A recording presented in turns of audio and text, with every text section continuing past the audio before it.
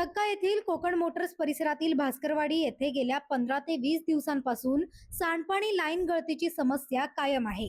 वारंवार तक्रारी करूनही महापालिकेकडून केवळ आश्वासने मिळत असून प्रत्यक्ष काम सुरू झाले नसल्याचा आरोप रुद्र अपंग सामाजिक संस्थेचे पनवेल शहराध्यक्ष निलेश काळे यांनी केला आहे। गळतीमुळे परिसरात घाण पाणी आणि दुर्गंधी पसरली असून नागरिकांना ये-जा करताना नाहक त्रास सहन करावा लागतोय।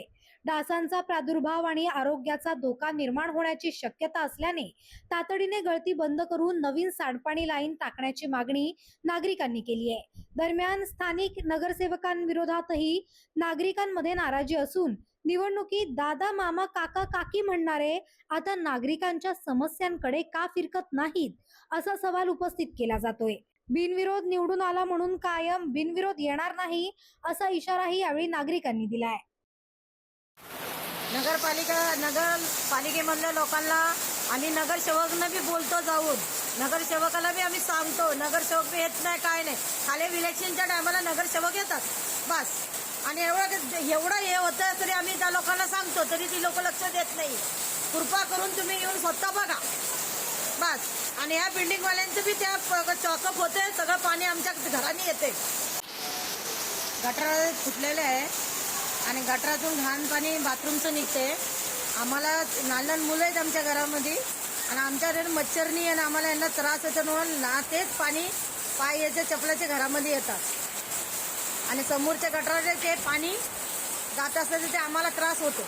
म्हणून आमची कृपा करून नगरपालिकेने दखल करावी, आणि आमच्याही बाथरूमचे पाणी भरतात, आमच्याही बाथरूमला पाणी भरतात, आणि ते काय साफसफाई करत नाहीये। खाली गाडी येते आणि पाणी त्या बाथरूमचं भरून निघून जाते, आणि डबल ते पाणी चालू होते। पण पाणी येते, रस्त्यामधलं पाणी, कॅमेरामधनं सर्व पाणी आमच्या घरामध्ये येते। सर्व चेंबर पाणी सर्व भरलेलं आहे, आता घरामध्ये फुल झालेलं आहे।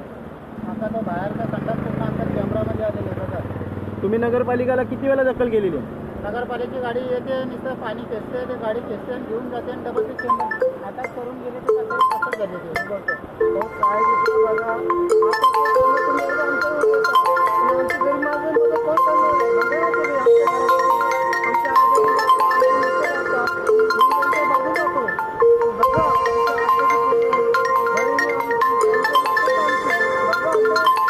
पनवेल, नवी मुंबई आणि रायगड जिल्ह्यातील ताज्या बातम्या आणि नवीन घडामोडी पाहण्यासाठी सबस्क्राईब करा कोकण संध्या न्यूज।